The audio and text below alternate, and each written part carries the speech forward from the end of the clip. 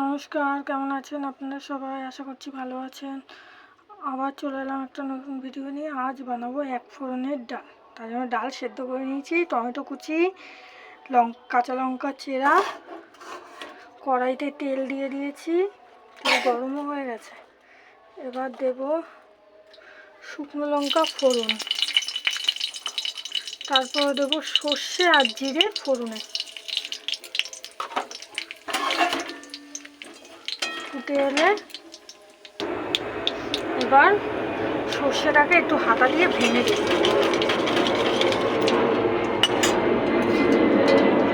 আর দিয়ে দেবো টমেটো কুচি আর লঙ্কা,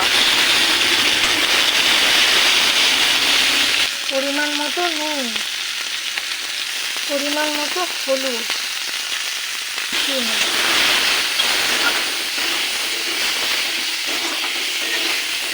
টমেটোটা একটু গলে যাবে, তারপরে দিয়ে দেবো ডাল।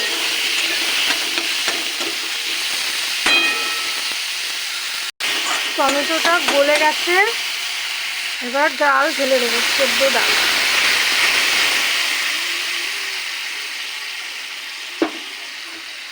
মিশিয়ে নেব।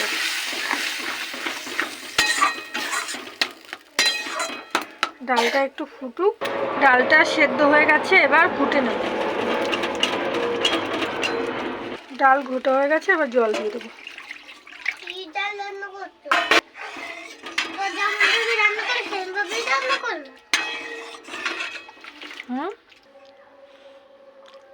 কিছু বল।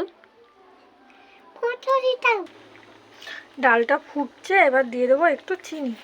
টমেটোর ডালে একটু চিনি দিলে ভালো লাগে।